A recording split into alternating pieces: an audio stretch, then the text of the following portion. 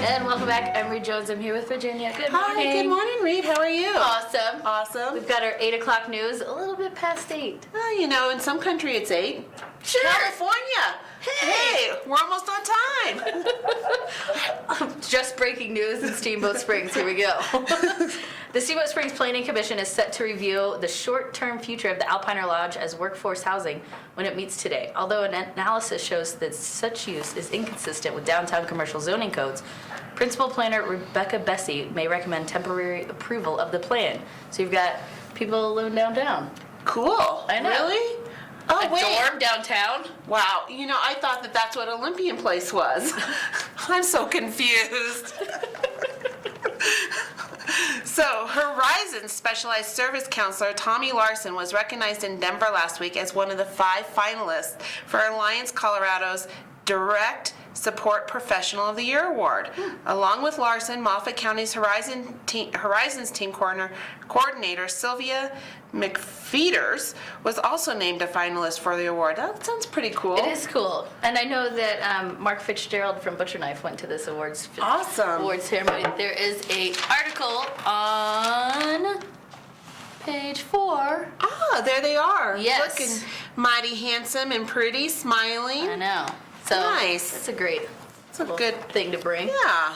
Wednesday's second day of competition in the FIS Telemark World Championships at House and Hill did not disappoint, as international field competitors battled for qualifying spots in today's Parallel Spring Classic. The U.S. team will have 2 racers in the men's elite final, including Corey Snyder, who was 11th in the opening event on Tuesday, and hometown favorite Tanner Visnick.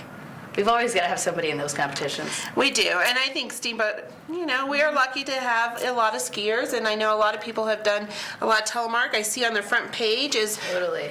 one of the almost crashes that actually was successful. My kids have been to several of those. I am the almost crash that always happens, so we're good. The Sirocco girls basketball team, after struggling for years against the elite Paonia program, hopes to change things when the 2 teams meet at 3 p.m. Friday in the Class 2A District 5 tournament at Cedar Ridge High School. That is pretty awesome. Sounds like a clash of titans. Sirocco earned its way into the 4-team district championship bracket by winning its half of the Western Slope Conference. Awesome. The first league title for the team in nearly 20 years. Wow. Vale Christian and Cedar Ridge also play Friday to set up Saturday's games between Friday's winners and losers.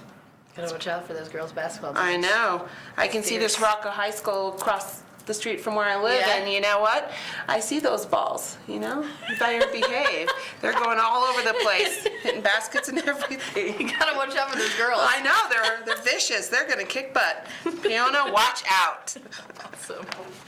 For more information on everything, the dormitories, the balls, everything, you can pick up today's paper, All Around Town, free Monday through Saturday. Awesome. And more information all throughout that. Excellent. Thanks for hanging out for the news. Thanks, Reed. It was fun. Stay right there, guys. We'll be right back.